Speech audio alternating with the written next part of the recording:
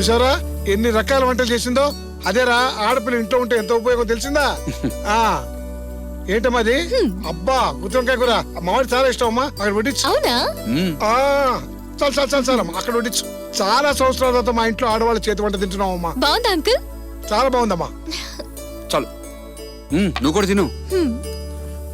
గుత్తి వంకాయ కూర ఎలా ఉందో చెప్పవేంట్రా? బాగుందని చెప్పు. ఇలా ఫోర్స్ చేస్తే బాగుందని చెప్తాను. బాగుంది. నువ్వేం చేస్తుంటావమ్మా? టెంపుల్స్ పై రీసెర్చ్ చేస్తూ ఉంటాను అంకుల్. తొందరలో మలేషియా కూడా వెళ్ళాలనుకుంటున్నాను. మలేషియా ఎందుకు వెళదాం అనుకుంటున్నావు? మొత్తం ప్రపంచం అంతా చూస్తే అసలు ఏషియన్ కంట్రీస్ లోనే అతి పెద్ద దేవాలయాలు ఉన్నాయి అంకుల్. దాని రీసెర్చ్ కోసం. అక్కడ అంత పెద్ద దేవాలయాలు ఉన్నాయా? నాకు తెలియదే. నీకేం తెలుసురా? బుల్లెట్స్ క్రైమ్స్ తప్ప గుళ్ళు గోపురాల గురించి మీకు తెలియదమ్మా. పెళ్ళైతే అన్ని తెలుసుకుంటాడులే అమ్మా. మళ్ళీ పెళ్లి గురించి ఎందుకు ఇప్పుడు? నీకు పెళ్ళి అయ్యేంత వరకు అంతేరా.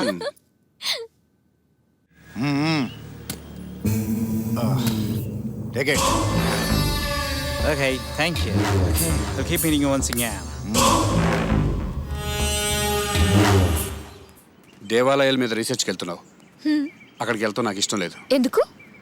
అక్కడ పరిస్థితులు అంత బాగోవు. టెంపుల్ రీసెర్చ్ లేకపోతే నేను కూడా వెళ్ళేదని కాదు. ఇంతకీ పాస్పోర్ట్ వచ్చిందా? ఓ మీ వల్ల తొందరగా వచ్చేసింది. Thank you. మీరు నాకు పరిచయం అవ్వడం కూడా నాకు చాలా హ్యాపీగా ఉంది. చీటింగ్ లేదు ఏం లేదు. నువ్వు అబద్ధం చెప్తున్నావు. నేను నీతో ఆడను పో.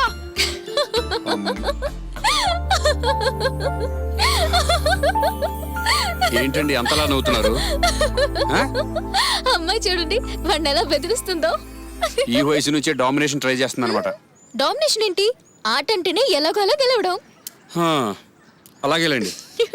మీరు కూడా చిన్నప్పుడు అలాగే డామినేట్ చేసేవారా? చేయడమే కాదు, నా ఫ్రెండ్ ని కొట్టేదాన్ని.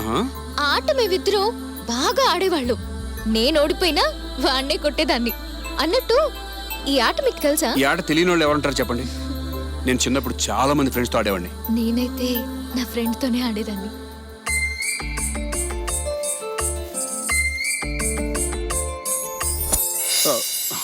ఏది మీకు ఆట తెలుసు అన్నారు కదా, నాతో ఆడని చూద్దాం. నీతోనా?